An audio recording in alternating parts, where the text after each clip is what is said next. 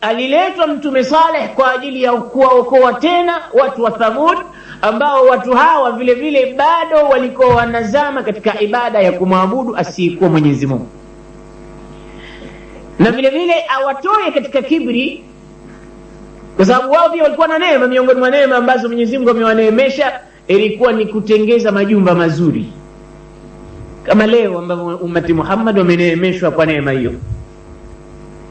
Leo kutembea katika ulimwengu utaona tafannun ya hali ya juu, watu wanashindana ni nyumba ya nani itakuwa nzuri kuliko ya mwingine.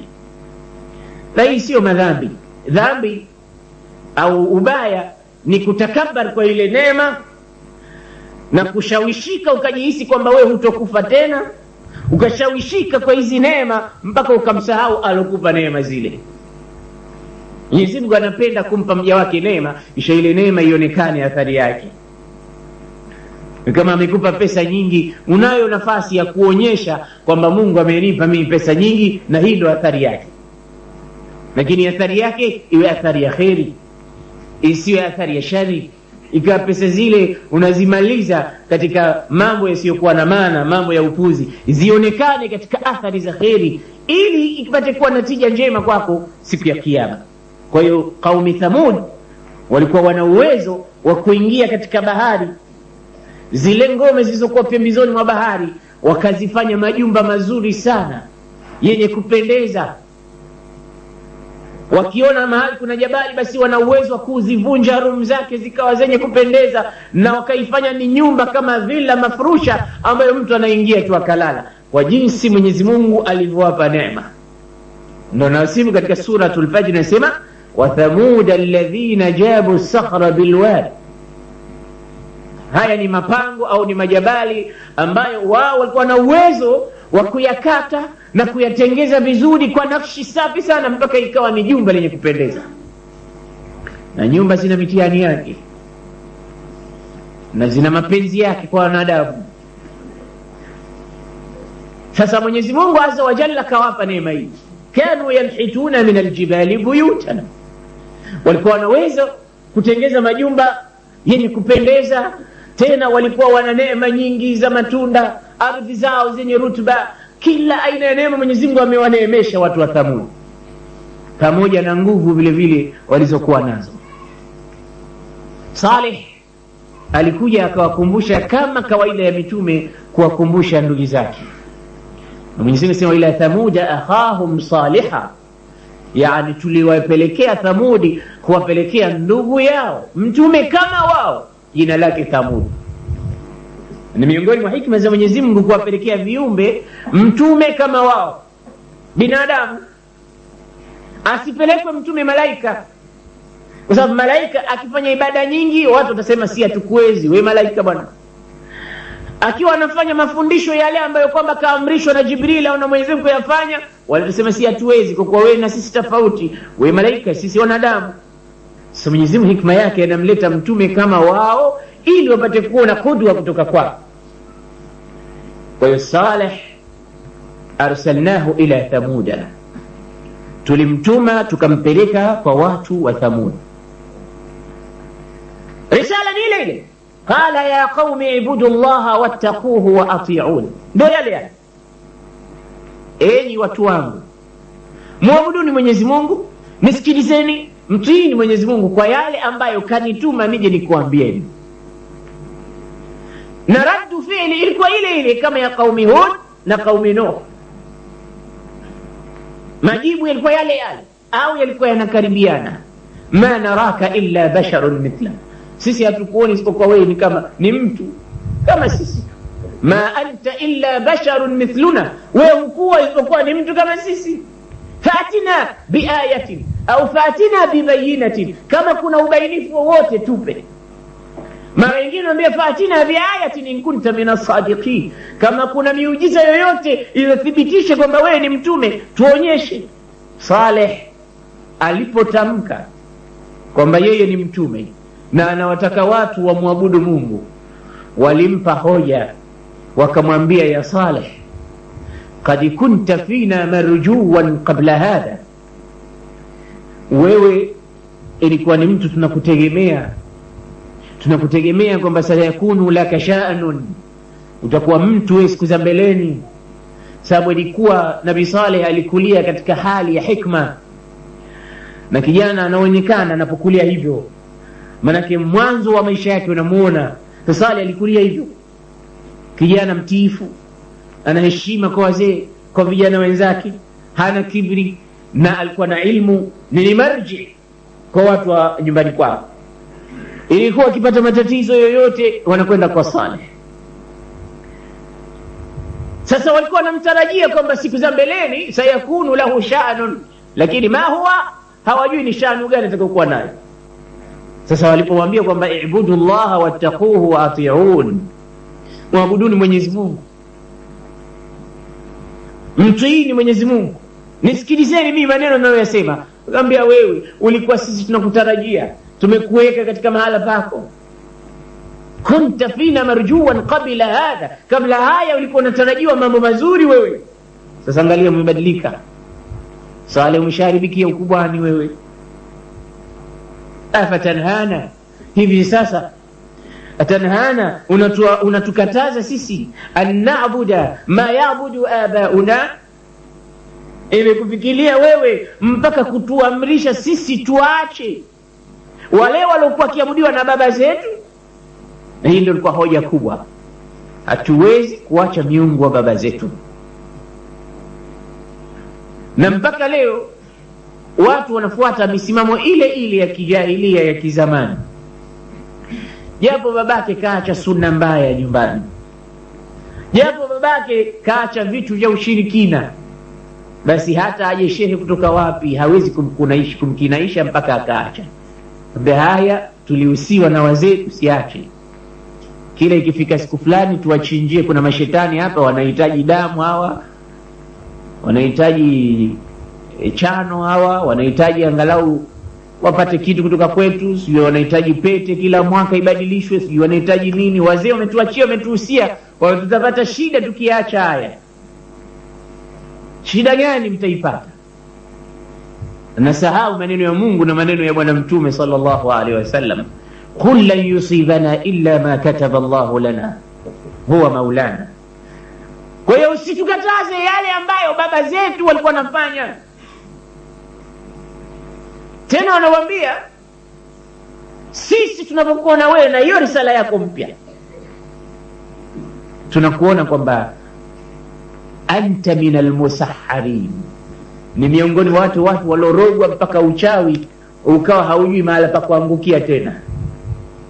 Tena wewe ni mtu ambaye sisi tuna shaka kubwa kuhusu habari hii risala. Kwa hiyo utasema, utachoka wewe, nahnu lan natruka ma abada abauna, hivi ni vitu baba zetu waliabudia na sisi tutaabudia kama kawaida. Saleh akajitahidi tena na tena. Siku moja amepita, wamekusanyika wote kaumi Thamud katika sehemu, naendelea na da'wa zake. Wale walipomwona amezidi wakamwambia Saleh, sisi tunakutaka utufanyie kitu kimoja, in kunta turidu an nu'mina bika wa nusaddiq risalatak fa'tina biayatin in kunta min as-sadiq. Tunakuomba kama kweli wewe ni mtume, Mungu amekutuma, basi njoo utuonyeshe dalili ambayo itatufanya sisi tukuamini kwamba umetumwa na Mungu. Sio unatupa maneno matupu. Tuache ibada ambazo wakiabudia baba zetu hivi hivi tu, hatutoacha mpaka kwa hoja. Ikiwa kweli mtume kutoka kwa Mungu kakutuma, basi itina biayatin, tupe alama, tupe miujiza. Na miujiza hiyo usilete wewe, kwa sababu wewe minal musahharin, unaweza kuturoga macho yetu tukaona miujiza kumbe si miujiza. Tutaje sisi miujiza gani tunataka, hiyo tukiitaja utuletee. Uko tayari kwa hilo? Saleh akamwambia, na mimi nina masharti yangu. hal idha ataitukum biayatin min Allahi tusaddiqunani, hiyo miujiza ambayo nyie mtaomba, kama nikiileta kweli mtaniamini kama mimi mtume na mtaondoka katika shirki, mumwabudu Mungu mmoja? Wakasema la shaka. utakapotuambia au kutuletea alama tunazozitaka wenyewe, kwa sababu tuzitaji kwamba sisi tunataka kitu fulani na kweli ukatuletea, hakuna sababu ya sisi kukupinga, hakuna sababu, lazima tukuamini. Saleh akisema jamani, tunaahidiana hivyo, nyie mnaleta alama mnazozitaka na mimi ninazileta kukuonyesheni, mtaniamini, tutakuamini. Basi ukamaliza pale. Sasa mnataka nini? Wakasema nuridu an yakhruja min hadha aljabal naqa 10.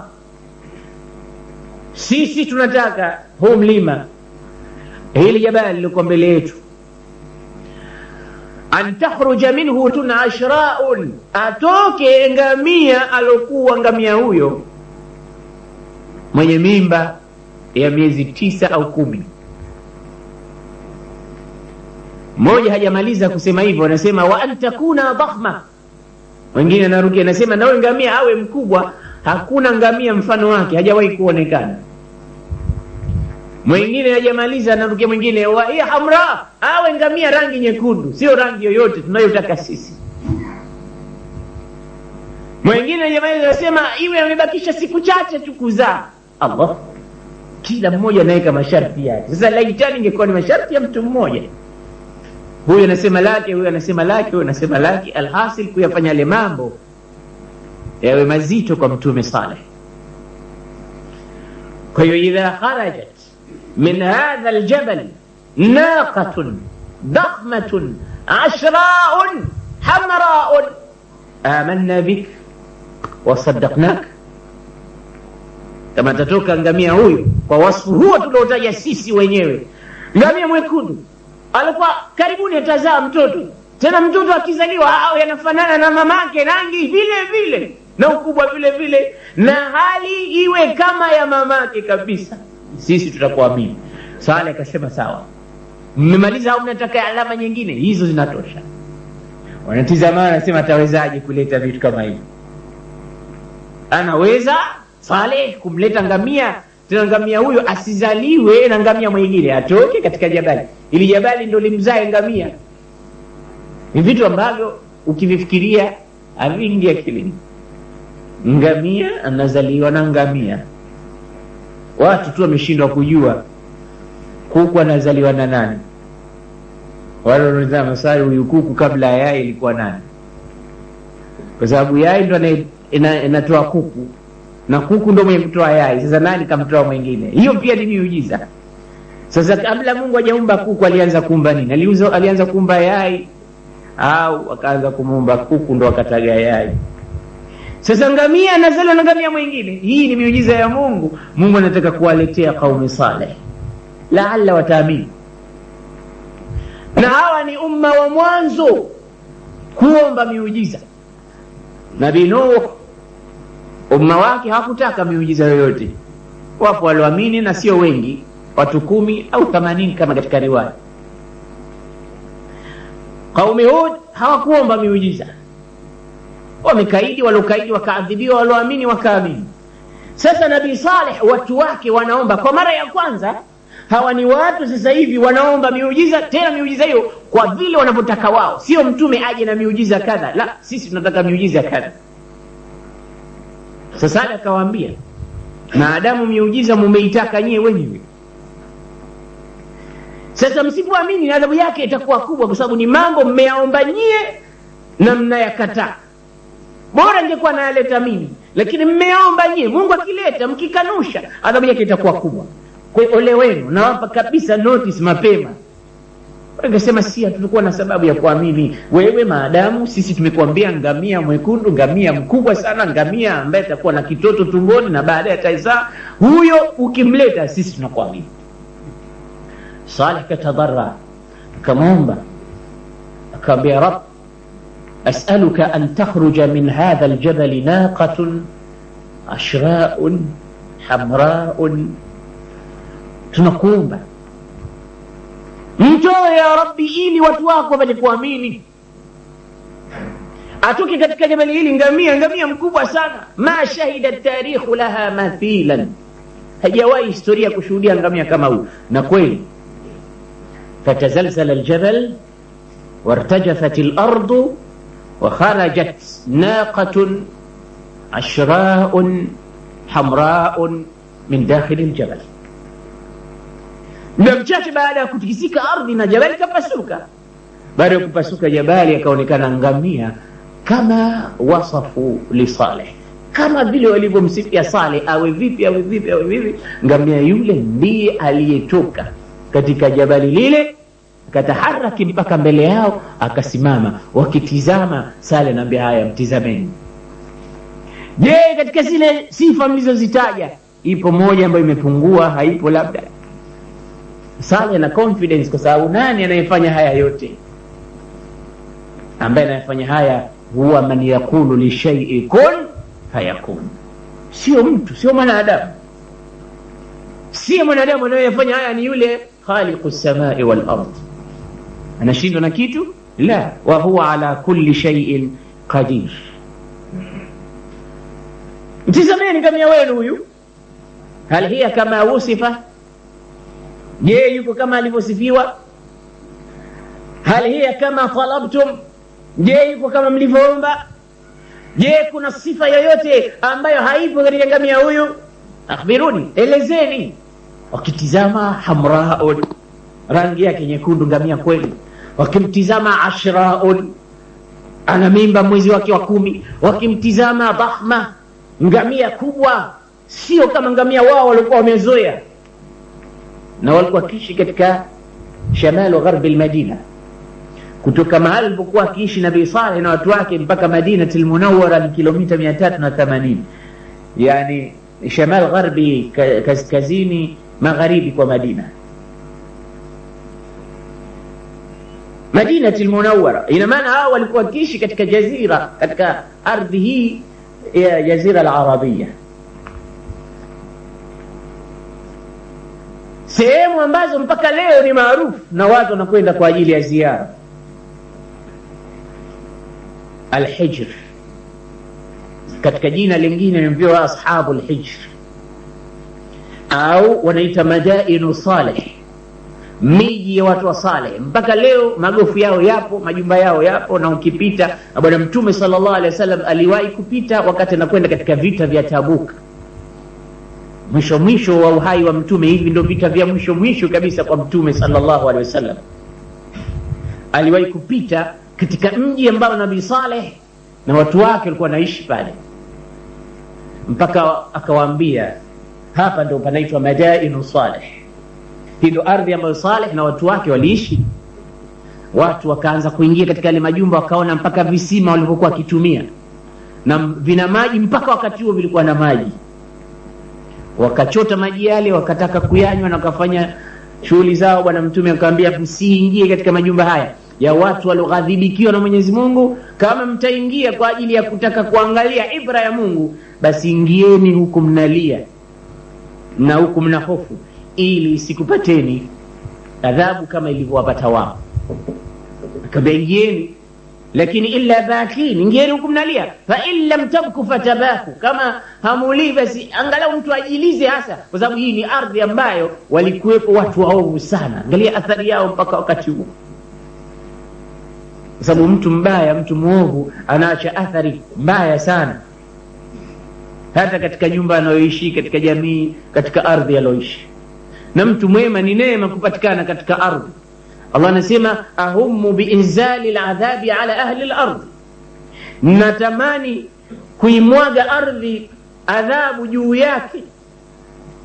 Lakini idha nadhartu ila ummari almasajid, napotizama watu wenye kuamirisha misikiti, walmustaghfirina bil asar, na watu wenye kuomba msamaha usiku, walmutahabbina fiya, na watu wenye kupendana kwa ajili ya Mungu, taraktu aladhaba anhum, na acha adhabu kuimimina juu ya watu wake.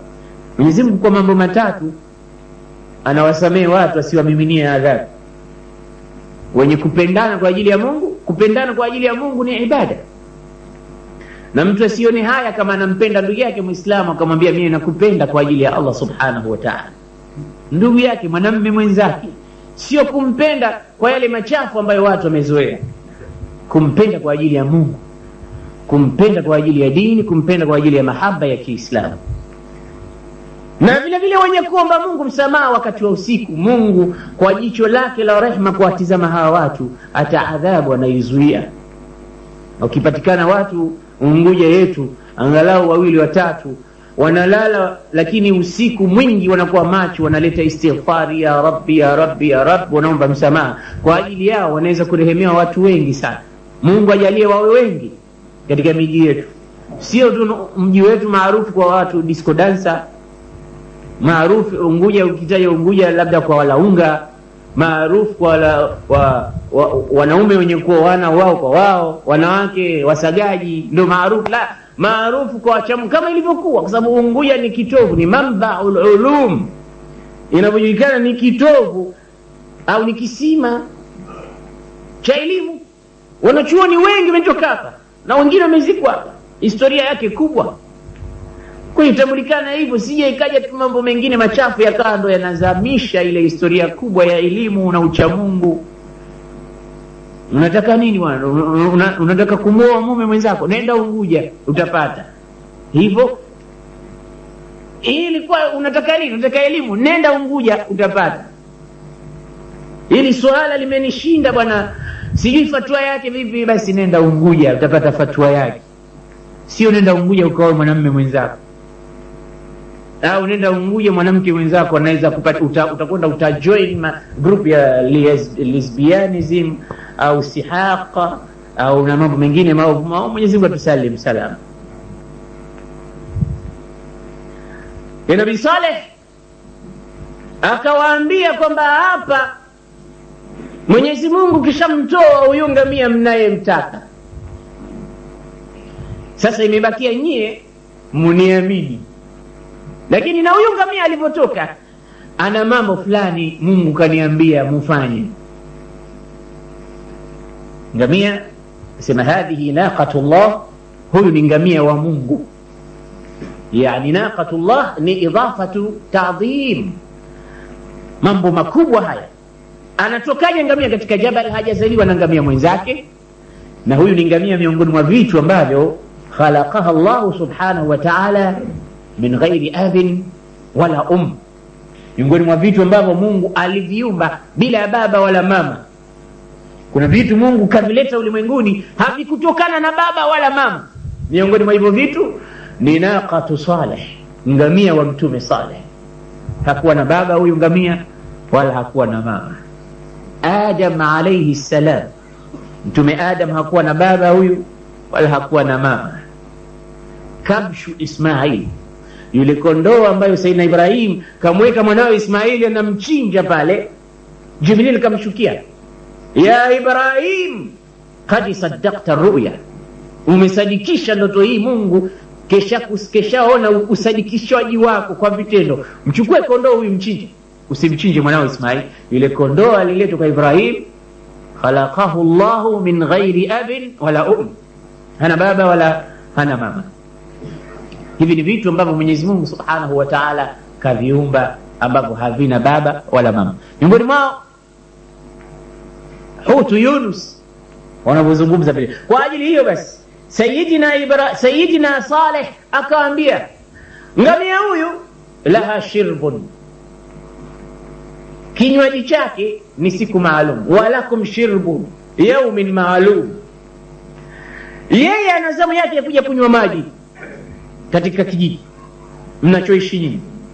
Kuna mahali watu ndo bi'run muzawadun bilma, kwa maji haya sasa mtakuwa mnatumia kwa zamu na ngamia wenu huyu. Kuna siku yake anakuja na kunywa maji, nyie hamuji kunywa maji hapa. Akija yeye, kila mmoja akae nyumbani kwake asiaguse haya maji.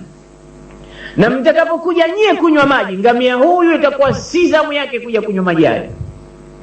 Kwa hiyo siku yenu chukueni kabisa maji ya kukutosheni, na siku itakayofuata mbakie majumbani mwenu. La shirbu walakum shirbu yawmin maalum, kila mmoja siku yake maalum kapangwa zamu. Kwa hiyo ikabidi sasa watu wa mji pale wanakuja kuchota maji kwa ngamia yule, wanakuja kuchota maji katika sehemu ambayo wameahidiwa. Siku yao baada ya siku ya pili anakuja ngamia, anakunywa yeye maji ya kijiji kizima, anakunywa ngamia huyo mmoja. Upate kuona kwamba alikuwa ni ngamia sio wa kawaida.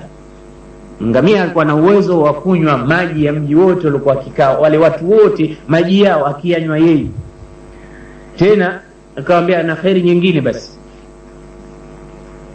tahlibuna min albaniha, tunakupeni amri mumkame maziwa yake, yani ni halali, chukueni maziwa yake, nyewe mtakuwa mnayatumia maziwa. Basi alikuwa akikamuliwa ngamia yule, maziwa yanatosha mji mzima. Kwa hiyo ilikuwa ngamia ambaye si wa kawaida, miujiza. Kisha zaa na kitoto kile fasili, anakwenda kulisha, anakuja kunywa maji na kitoto chake kile. Usiku wakati wake wa kulala, anarudi katika lile jabali ambalo ametoka, anarudi anatulia. Asubuhi anatoka kwa ajili ya kulisha. Hii ikawa ni dauri ambayo inakwenda kwa insijam tam, coordination nzuri sana. Wanakunywa maji, siku ya pili wanamwachia ngamia anakunywa, na wao vile vile wanakuja siku nyingine wanakunywa, hakuna matatizo yote. Lakini Nabii Saleh akamwambia, naqatullah fadharuha, huyu msimguse kwa lolote baya, muacheni. Ikiwa mtakuja mtamkamata na kumgusa kwa ubaya, wala tamassuha bisu'in fayakhudhukum adhabun qarib, msimguse kwa jambo lolote baya. Mkimgusa kwa ubaya tu huyu, ile nafsi ya kumgusa kwa baya itakupateni adhabu karibu, au adhabu yaumin adhim, adhabu ya siku kubwa itakupateni kwa kuwa nyie mmemgusa kwa ubaya ngamia huyu. Isije ikafikiriwa hata siku moja kumdhuru ngamia huyu, msimdhuru hata siku moja. Lakini baada ya kuonekana ngamia yule, wakaamini baadhi ya watu, jamani, tumetaka ngamia kwa masharti tuliyoomba sisi, na ngamia amekuja. Kwa hiyo malana illa an nu'mina bi Saleh, lazima tumwamini huyu kijana kwamba kweli ni mtume. Asingetoka pale. Walioamini wakaamini, waliokaidi wakakaidi. Sasa basi wakaidi walikuwepo na walikuwa wanajulikana kwa nambari. Anasema wakana fil madina 9 rahtin yufsiduna fil ardi wala yuslihun, ilikuwepo katika mji ule wanaoishi watu wa Saleh watu 9. Walikuwa wanajulikana kwa idadi, wao ni watu wafisadi, hawana islahi yoyote. Ndio Qur'an inasema katika suratul Naml, wa kana fil madinati 9 rahtin yufsiduna fil ardi wala yuslihun. Na hii ni sunna ya maisha. Mahala popote katika mji wote lazima kutakuwa na watu wanajulikana kwa majina, wafisadi. Lazima watakuwepo, idadi yao maalum. Kazi yao wao kuitikisa ile ardhi wanayoishi, kwa vitendo, kwa maneno, kwa hali, kwa kila aina na ubaya. Na wao ni wapinzani wakubwa wa markazu tauhid, neno la ilaha illa Allah Muhammadur Rasulullah. Sasa hao walikuwepo katika ardhi hiyo. Kila siku hao walikuwa wakipiga kampeni, kwa nini tunamwacha ngamia huyu anatisha ngamia wetu? Tunamwacha ngamia huyu anakunywa maji, si mpaka tumsubiri yeye, tena anakunywa maji ya mji mzima. Ngamia mwenyewe huyu hajulikani, mbona hayuko kama ngamia wetu? Akitembea huko anatuwekea zogo, kwa sababu akitembea kwa vishindo vile unasikia ile ardhi, unajua huko kuna mnyama anapita. Si atulali bwana kwa ngamia huyu. Ngamia gani? Tumchinje tu. Hawa watu 9 wakapanga mipango vipi watamchinja, lakini huyu si ngamia kama kawaida, atachinjika huyu. Alikuwepo bwana mmoja anaitwa Qudar ibn Salif. Huyu anasema wana historia, alikuwa ni mtoto alozaliwa nje ya ndoa, au kwa lugha nyingine ya Kiswahili mwana haramu. Yani mtoto ambaye kazaliwa nje ya sheria. Ilikuwa maluni, ilikuwa mtu manake trouble maker katika mji ule, matatizo makubwa. Kila jambo baya basi watu wakitaka kulifanya wanampelekea yeye. Kama watu wameshindwa, kuna jambo ovu wao wameshindwa kulifanya, atapelekewa Qudar ibn Salif. Bwana tumeshindwa kufanya kitu fulani. Na kuna watu hii wanaona ndo fakhri, kwamba watu wakishindwa kufanya kitu kibaya marji'i yao ni kwangu. Watu wakitaka kumdhuru mtu fulani wanakuja kwangu mimi kunikodi.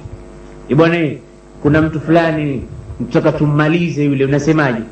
Hiyo kazi ndogo kwangu, niwekeni pesa fulani hapa, mimi kama kukata kucha tu kwangu mimi yule.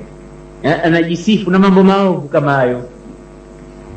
Sasa hizi ni zile nguvu ambazo Mwenyezi Mungu aliwaadhibu nazo qaumi Saleh, qaumi Hud, kwa man ashaddu minna quwwa awalam yaraw anna Allah alladhi khalaqahum huwa ashaddu minhum quwwa. Qudar ibn Salih alikuwa ni marji' ya uovu, ashqa an-nas, mtu muovu zaidi kuliko wote wakati huo. Watu wakakaa wakaambizana kwamba ngamia tumchinje kwa sababu ya kadha kadha kadha. Haya mambo si hatuyapendi, sio tusubiri mpaka siku ya anywe. Wakaamua tumchinje. Basi wakaambizana kwamba mahali anapopita ni katika lile jabal ndipo anapotulia, kwa hiyo sisi tutamsubiri njiani.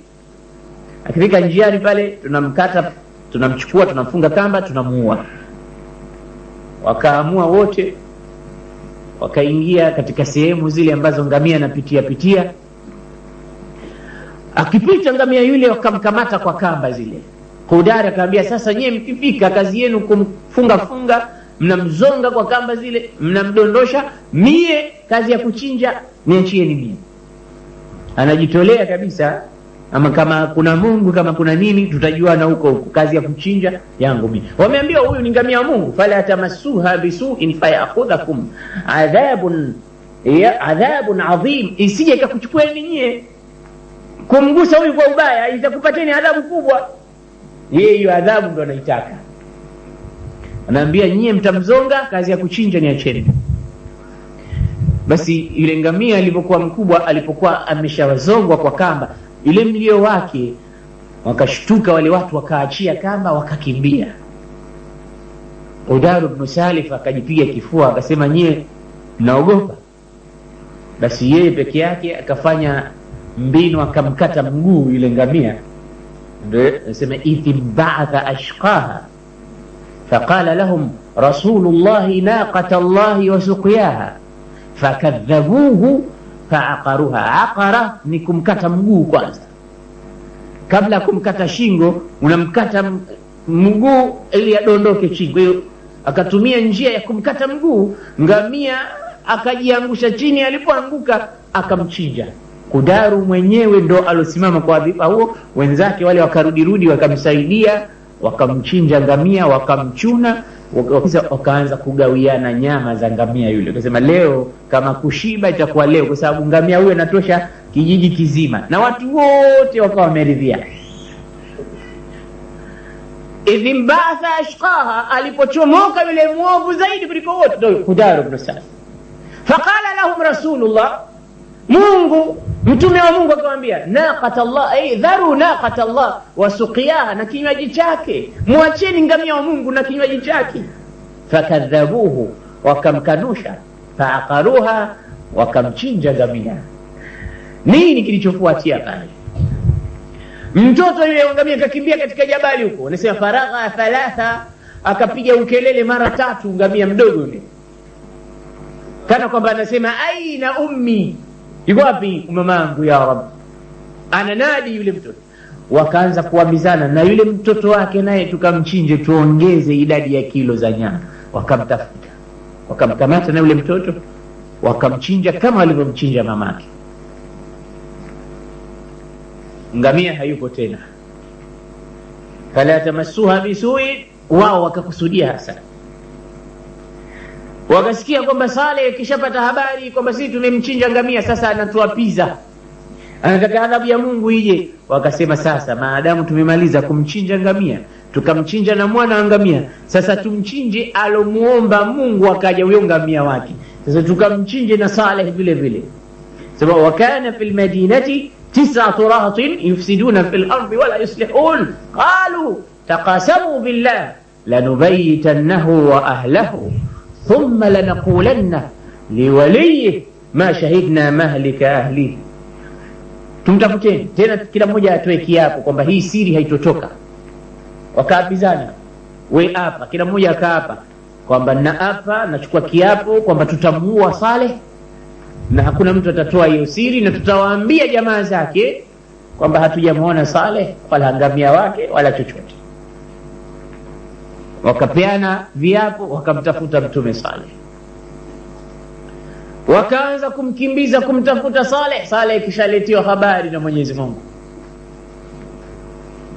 فقال لهم رسول الله ناقة الله وسقياها فكذبوه فعقروها فدمدم عليهم ربهم بذنبهم فسواها ولا يخاف عقباها.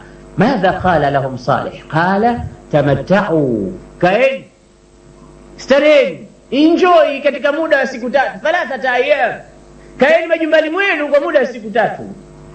Hii ni ahadi Mungu kakupeni, kwa sababu wenyewe baada ya kumchinja anasema فعقروا الناقة واتوا عن امر ربهم وقالوا يا صالح ائتنا بما تعيدنا ان كنت من المرسلين. baada ya kumchinja ngamia wakatakabara, kisha akamwambia Saleh, haya lete hiyo adhabu ambayo umesema tukimchinja ngamia itatujia. Kama kweli ni mtume na wewe, sasa lete ngamia, kama ulivyoleta ngamia lete adhabu. Yani yastajiluna bisayyi'ati qabla alhasana. Ngamia tumemchinja, kama wewe kweli ni mtume kutoka kwa Mungu, fatina bima ta'iduna in kunta min almursalin, ilete adhabu. Akamwambia basi Mungu anasema kaeni katika majumba yenu kwa muda wa siku 3. Siku ya 3 hiyo, siku ya kwanza katika siku 3 walipewa siku ya Alhamis na Juma na siku ya Jumamosi. Alhamisi mtaona nyuso zenu zimebadilika rangi manjano. Mkiona hivyo jueni hiyo ni alama moja kwamba adhabu iko njiani. Siku ya Ijumaa zitabadilika, zitatoka umanjano zitakuwa rangi nyekundu, mjue inakaribia adhabu. Siku ya 3, siku ya Jumamosi, nyuso zenu zote zitabadilika, zitakuwa nyuso nyeusi, na hiyo ndio mtajua kwamba wakati adhabu imefika. Tamatao hiyo nakupeni kwa muda huu. Wale wakasema haya tutaiona. Wakakaa siku ya Alhamisi ile asubuhi yake, wakapambaukiwa, kulluhum sufrul wujuh, kila anayeamka anamtizama mwenzake anaambia madha hadatha lak, kumetokea nini, mbona umebadilika rangi uso? Akamwambia na wewe vile vile nakuona umebadilika rangi. Vipi? Usiniulize mie tu, na wewe vile vile. Kila mmoja anamuona mwenzake mbadilika rangi. Wakamzana, ala ndo yale aliyotuambia Nabii Saleh, jamani adhabu iko njiani. Lakini wacha labda leo imetokea tu, hebu tuangalie hiyo siku ya pili itakuwaje. Wamelala wameamka siku ya pili, wanaona nyuso zimekuwa nyekundu. Naambia leo yako imebadilika imekuwa nyekundu. Naambia na wewe pia yako imebadilika imekuwa nyekundu. Wakaanza kulizana, kila mmoja analia, anatafuta qita'atun min al-ardhi liyahfira al-qabr. Kila mmoja anatafuta sehemu ya kuchimba kaburi yake ajitie mwenyewe ndani ya kaburi. Unafikiria vipi mtu inapofikia hadi kwamba anataka kufa? Fikiria tu, nani anapenda kufa katika ulimwengu huu wa leo? Hakuna mtu anataka kufa. Laitani ingekuwa uhai unauzwa kwa pesa zozote, ingekuwa mtu yuko tayari kufanya kazi aina yoyote lakini apate pesa za kununua uhai. Ingekuwa Israeli leo anaonekana leo, na hakika mtu angekuwa yuko tayari kutoa kitu chochote kilichokuwa na thamani katika maisha yake, amwambie basi uniachie roho yangu tu, wa jinsi maisha ambavyo kila mmoja anayapenda. Wala tajidannahum mahrasa an-nas ala hayat, watu wanapupa ya kutaka kuishi, kila mmoja anataka aishi tena na tena azidi kustarehe. Lakini imefika hadi mpaka mtu anachimba mwenyewe kaburi lake aingie ndani ya kaburi lile. Na Bwana Mtume ingesema maneno hayo zamani, anasema la yatiyanna zamanun ala an-nas yaqifu al-hayy fihim ala qabri al-mayyit wa yaqulu ya laitani makanak. Zitakuja zama kwa watu, zitakuja zama wakati huu kwa watu katika ummati Muhammad, akasimama mtu katika kaburi la mtu aliyokufa zamani aseme bora ningekuwa mimi ndo mwenye kaburi hili, bora ningekuwa nishakufa zamani. Kwa nini Bwana Mtume anasema? Itakuja wakati mtu atatamani kama kishakufa zamani. Na leo tunayaona. Mtu anatamani kwa maguvu yake yalomdhuru yakamghuri, asome mtu kama ana nguvu za aina yoyote, asome visa kama hivi, aone nguvu hazifai kitu. Kama unataka kuwadhuru wanadamu wenzako, mtizame Mwenyezi Mungu na nguvu zake kwanza. Ilifika hadi mshairi mmoja anazungumza katika watu waliowahi kuingizwa katika jela, anasema araaitum ila al-insan yulhabu dhahruhu hatta yaqula ana al-musii'u khudhuni. Anauliza katika lugha ya kimashairi kwa sababu yeye kishaonja kule jela. Anasema mmewahi kumuona mtu anapigwa viboko katika mgongo wake mpaka mwenyewe anasema ndo mie mwizi, ndo mie nilofanya makosa, ndo mie jambazi, ndo mie gaidi, ndo mie, mpaka anatamka vitu ambavyo hakuvifanya, nichukueni nifungeni. Anasema kule hata kama mtu hajafanya kile kitu anaweza kupewa punishment mpaka akasema ndo mie, pesa zote niliiba mie peke yangu, hakuna mtu hata mmoja alionisaidia. Nini imemzidi ile adhabu? Anaona bora niseme hivi niokoke na adhabu. Kama wewe uamini, waulize watu waliowahi kulala kule. Unasema araaitum bil insan yulhabu dhahruhu hatta yaqula ana al musii'u khudhuni. Araaitum bil insani, mmemwona mwanadamu yunfakhu batnuhu, anapulizwa tumbo lake, hata yura fi hay'ati albaluni, mpaka anaonekana kama kibofu. Anasema akishawahi kuona watu jela, anapulizwa kupitia tupu yake ya nyuma, tumbo lake linavimba, linakuwa kama vile kibofu. Ni moja katika adhabu ambazo watu wamewahi kupewa katika ulimwengu huu.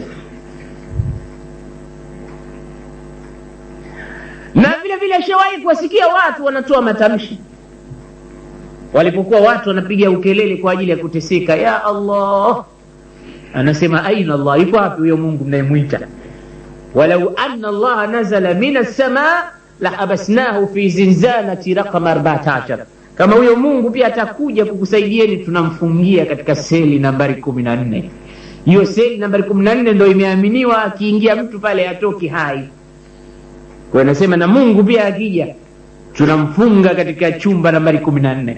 Wapo watu walijiona na maguvu kama haya, wakamchallenge mpaka Mungu anaweza kumtia ndani. Wakasema maneno haya ni maguvu tu yalowadhuru. Na wanajulikana na watu wametunga vitabu kwa ajili ya watu kama hao. Lakini leo wako wapi? Inasemekana alipokufa bwana huyu, watu walimbeba kumpeleka msikitini kwa ajili ya salatul janaza. Jeneza likakataa kuingia kupitia pale mlangoni, likakataa kuingia katika mlango mkubwa. Alikuweza kuingia wakati watu wanaingiza majanaza aina kwa aina. Limadha ma kana lahum an yadkhuluha illa khaifin. Ni watu walitakabari kwa ajili ya nini? Maguvu na uwezo ambao Mwenyezi Mungu amewapa. Sasa kama mtu anasoma qasasul anbiya kwa ajili ya kupata ibra, akiona maguvu yake yanamtikisa kidogo, yuko tayari kumfanya ubaya mtu mwingine kwa sababu ya nguvu zake, pesa zake, utajiri wake, uwezo wake, atasikia nguvu za Mungu hazina mshindani, ataacha kufanya yote hayo. Mwenyezi Mungu Subhanahu wa Ta'ala siku ya tatu akawafanya wote wamebadilika, sura zikawa nyeusi, na wakaamua kabisa kwamba leo tumekwisha, na kilio hakikufaa tena. Kilio hakikufaa tena. Adhabu tatu zilikuja. Sio kaumi Nuhu kuletiwa tufani moja tu, au kaumi Hudi kuletiwa nini? Saiha. Wao waliletiwa adhabu aina tatu. Kwanza ardhi ilitetemeka. Nabii Saleh, aina Saleh? Yuko wapi sasa?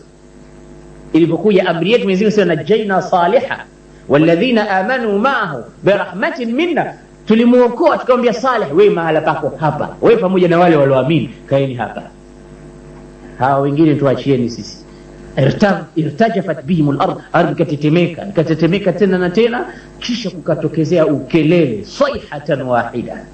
Ndio amma adun wa amma thamud fa uhliku bitaghiya. Ule ukelele fa amma thamud fa uhliku bitaghiya. Taghiya ni ukelele. Mwanadamu hii masikio yake kuna limiti fulani ya kusikia ukelele. anaweza kuhimili kiasi fulani cha kelele. Kizidi zaidi ya hapo tena anapata disturbance na anaweza kukosa uhai na mshtuko vile vile moyo. Hivi vitu vya kawaida tu, labda imepita gari imepata pancha, mpira umepasuka, mtu anaweza kusikia katika masikio yake kama kitu gani. Sasa ule ukelele ulotoka chini ya nyayo zao alikuwa anaupiga Jibril alayhi salam, na Jibril ni ule mbawa 600 upande huu na huku 600, qad saddat al-ufuq.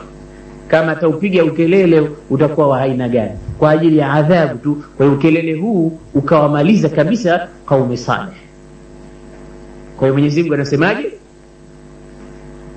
ومكروا مكرا ومكرنا مكرا وهم لا يشعرون فانظر كيف كان عاقبة مكرهم أنا دمرناهم وقومهم أجمعين فتلك بيوتهم خاوية بما ظلموا. tulianza na wale 9 rahatin, wale watu 9 wale batalioni ile watu 9 ilianza ili kwanza kumiminiwa adhabu kabla wale watu wengine.